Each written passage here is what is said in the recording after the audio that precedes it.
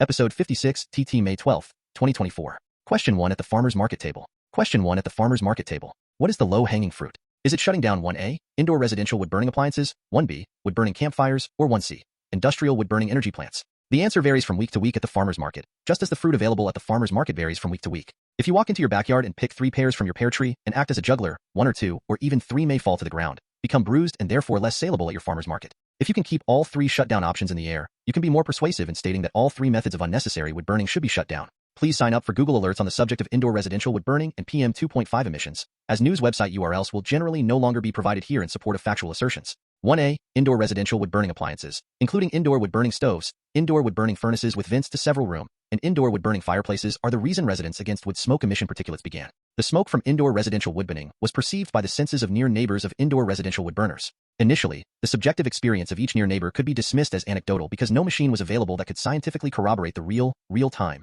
experience when the 5 senses of human sight, smell, hearing, taste, and touch perceived hyperlocalized indoor residential wood smoke entering the near neighbors' yards and sickening them at levels that were dangerous enough to threaten the near neighbors' health and life. Now low-cost Purple Air PM 2.5 monitors that are used alongside $100,000 Environmental Protection Agency PM 2.5 monitors on United States EPA maps of smoke and fire have data that can be downloaded by any member of the public, with the data since inception of use of each monitor, with the 10-minute real-time increments downloadable in average segments by day, week, month, and year. That means that government officials can download any Purple Air information for any monitor during normal government working hours. If the source of the polluting wood smoke from one indoor residential wood burning appliance can be determined, it follows that if that pinpointed pollution source can be shut down, the pollution from that source can cease, for the good of the community and for the good of the planet. That pinpointing of the source can come from a Purple Air PM 2.5 monitor hung from the eaves of a near neighbor's house, close enough to the indoor residential wood burner to identify the indoor residential wood burner as the source of the pollution. That is the reason that siting PM 2.5 monitors at public schools or at street intersections may catch the PM 2.5 pollution from traffic, but not from indoor residential wood burning, while PM 2.5 monitors located hyperlocally, say 100 feet from an indoor residential wood burner will catch the true level of pollution. Like radar detection of speeding, a radar gun pointed at a car can catch the speed of an individual car, while a radar gun pointed at a residential house will not detect motion helpful in stopping motorists speeding through a neighborhood. A breathalyzer test given to a non-drinker who is following traffic rules will not be helpful in stopping drunk driving. PM 2.5 monitors placed in forests or at airports, meant for detection of wildfire spread or wildfire haze conditions that impair flights, are helpful for those reasons, detecting wildfires and haze from wildfires near airports, but are usually not hyperlocalized enough to detect and pinpoint individual indoor residential wood burning. For that reason, traditional government PM 2.5 detectors, few and far between, located away from residential areas, when used for statistics, undercount the actual PM 2.5 pollution generated by indoor residential wood burning cumulatively in aggregate. When data is ignored or not collected, or not counted if collected, indoor residential wood burning is a hard nut to crack, and is not exactly low-hanging fruit, nor probably the first domino to fall, or the first appliance to be shut down, unfortunately. 1B. Wood burning campfires. Tangentially, prevention of smoke from campfires has been urged by Smokey the Bear in public service campaigns since 1944. The United States employs Smokey the Bear to educate the public about the dangers of unplanned human-caused wildfires.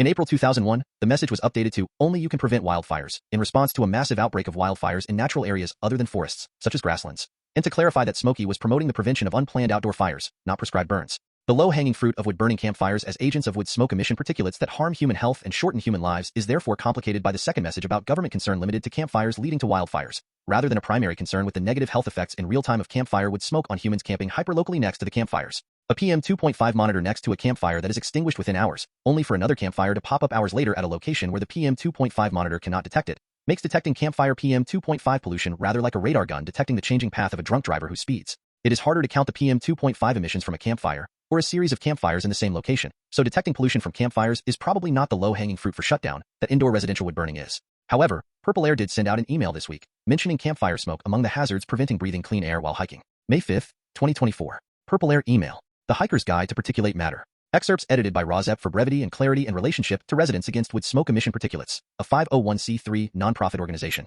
What is PM 2.5? PM 2.5 refers to tiny particles with a diameter of 2.5 micrometers or less. Sources include soot from fires, including wood-burning campfires, Rozep adds. Beyond wildfires. While wildfire smoke is a major concern, PM 2.5 is present year-round. Hikers should be aware of additional sources of PM 2.5. One additional source of PM 2.5, wood-burning, campfires. Wood-burning, campfires release PM 2.5, so it's important to be mindful of their impact on air quality. Why hikers should care. PM 2.5 inhalation can impair lung function, leading to decreased oxygen uptake. This translates to fatigue, shortness of breath, and reduced stamina on the trail. Lingering effects. Exposure to PM 2.5 can cause inflammation that persists after your hike, affecting recovery and potentially hindering subsequent outdoor adventures. Purple Air empowers hikers with real-time, hyperlocal air quality data. Here's why it's valuable. Beyond broad averages, official air quality indexes offer general overviews, but PM 2.5 levels can vary significantly across small distances. Purple air sensors reveal the specific conditions on your chosen trail. Informed decisions. Knowing the current PM 2.5 levels allows you to make informed choices about when and where to hike, or whether to utilize protective measures like masks. Consult the Purple Air Map. Integrate the Purple Air Map into your hike planning routine to identify trails with lower PM 2.5 levels. Listen to your body. If you're experiencing respiratory difficulty, prioritize your health and choose a different day or a route with better air quality. 1C. Industrial wood-burning power plants began to replace coal-burning power plants in recent years, although wood-burning emits 2.8 times the CO2 and PM 2.5 as the fossil fuel coal-burning. These irrational, polluting government decisions are allowed by the scientifically debunked political construct of carbon neutrality of wood-burning. Over time, if a tree that is felled to be burned for energy is replaced by planting another tree, the replacement tree grows to the same size as the felled tree and replaces the tree in its function of photosynthesis, releasing oxygen but also consuming carbon dioxide. During the daytime, trees release an abundance of oxygen through photosynthesis, contributing to oxygen-rich environments. However, this oxygen release diminishes during the night. Because carbon neutrality of wood burning is used by governments around the world as an excuse to refrain from counting real-time, PM 2.5 emissions from wood-burning power plants are replacing coal-burning power plants, instead of governments turning to true clean renewables like wind and solar to power their industrial plants. The implacable use of the scientifically debunked theory of carbon neutrality of wood burning supports continued harm to the planet and continued harm to human health through wood burning in all its forms: